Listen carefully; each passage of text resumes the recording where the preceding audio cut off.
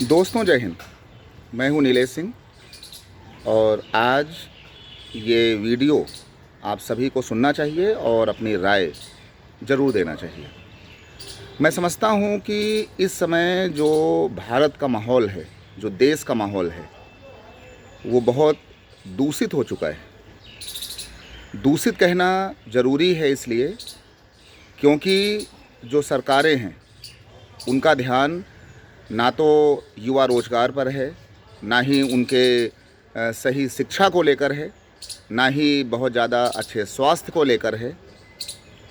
लेकिन लोग और मीडिया इस पर अपनी बात करने से बचाव करते हैं। वो राजनैतिक लोगों से, अपनी पार्टी के लोगों से, चाहे भाजपा हो, चाहे समाजवादी पार्टी हो, चाहे कांग्रेस हो या फिर साउथ इंडिया की पार्टी हो, सभी अपने अपने दलों के नेताओं से ये जो सही बातें पूछना चाहिए उसको पूछने से बचाव कर रहे हैं।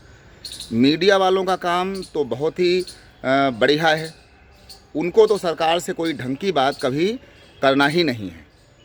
उनको तो सिर्फ अपनी नौकरी बचानी है, अपना पैसा देखना है और देश चाहे डूब जाए, चाहे गुलाम हो जाए, इस पर राजनीतिक लोगों को और मीडिया को और व्हाट्सएप विश्वविद्यालय और फेसबुक विश्वविद्यालय के लोगों को इससे कोई भी मतलब नहीं है और ना ही ज़्यादा जानकारी है।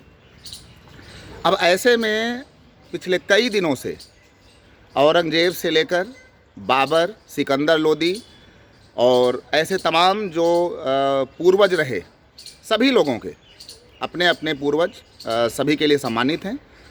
और जैसे महाराणा प्रताप, राणा सांगा, भगत सिंह जी देश के लिए सम्मानित हैं।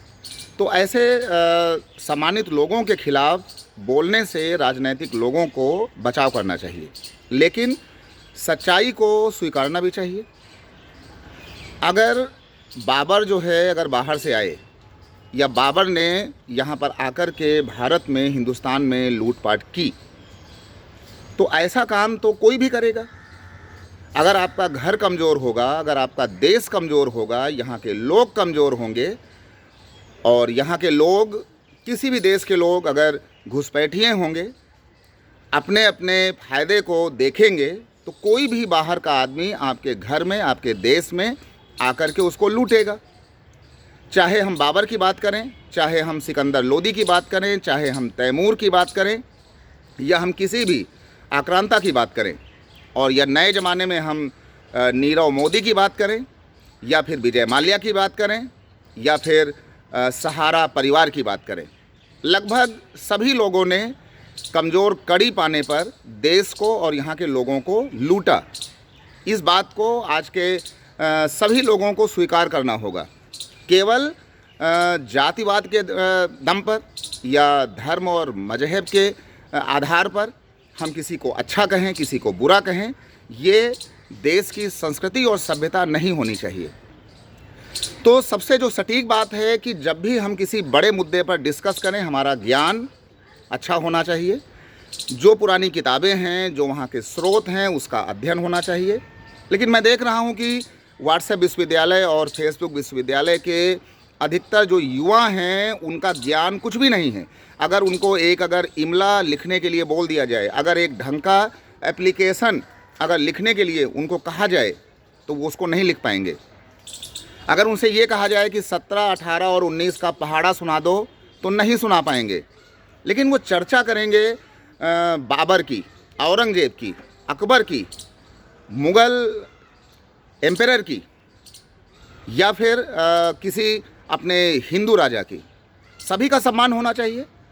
हम हिंदू हैं, हम सभी का सम्मान करते हैं और अपने शब्दों को बोलते समय, हम हों चाहे आप हों, सभी को, चाहे कोई राजनीतिक लोग हों, उस पर एक कठोर नियंत्रण ज़रूरी होता है।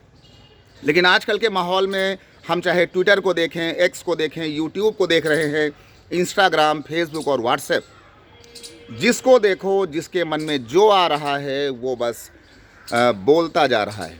ये आने वाले समय के लिए, आने वाले देश के समाज के लिए कहीं ना कहीं से खतरा होगा कि जब मीडिया के लोग सरकारों से युवा बच्चों के नौकरी, स्वास्थ्य, रोजगार की बात ना करके केवल ये सेट करते हैं कि आज हमको अपनी ब्रेकिंग न्यूज़ किस पर चलाना है, औरंगजेब पर चलाना है या बाबर पर चलाना है या सिकंदर लोदी पर चलाना है या फिर दौलत खान लोदी पर चलाना है या फिर राणा सांगा पे चलाना है या महाराणा प्रताप पे चलाना है। आपकी कोई भी ब्रेकिंग न्यूज़ आज की जो सरकार है उस पर क्यों नहीं होगी, क्यों नहीं हो पा रही है? जो आपको सवाल पूछना है वो जो आज की सरकारें हैं, प्रदेश सरकार हो चाहे केंद्र सरकार हो, आपको उनसे पूछना चाहिए। और जो अपोजिशन के लोग हैं उनको भी चाहिए कि वो सत्ता पार्टी से सवाल पूछें, और जो सरकारें हैं वो सत्ता में रहते हुए ढंग का काम करें। अगर वो ऐसा काम नहीं कर पा रही हैं तो कहीं ना कहीं से युवा और देश के लोग अंत में मूर्ख बनेंगे और उनके हाथ कुछ नहीं आएगा। इसलिए अपनी राय जब भी दें वो संयमित दें और सभी का सम्मान करें। हमारे परबाबा के यहाँ, हमारे दादा के पास 5 हाथी थे, उनकी 500 बीघा की ज़मीन थी। ये कहने वाले लोग आज खुद क्या कर रहे हैं, वो खुद किस मुकाम पर हैं और खुद वो समाज में कितना योगदान दे पा रहे हैं, इसकी भी रूपरेखा तय करनी चाहिए आज के युवाओं को।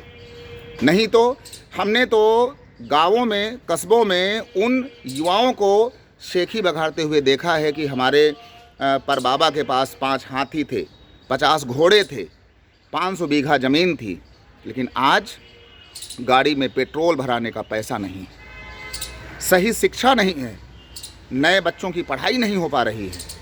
सरकारों से सवाल जो पूछना चाहिए वो सवाल आप सरकारों से नहीं पूछ रहे हैं और वो सभी सवाल दबाए जा रहे हैं।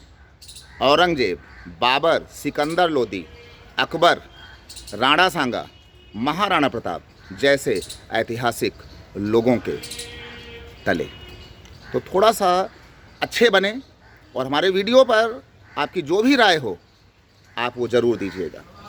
हम दोबारा आपके सामने फिर आएंगे अपनी एक अच्छी और बेबाक राय को लेकर के। सभी को धन्यवाद।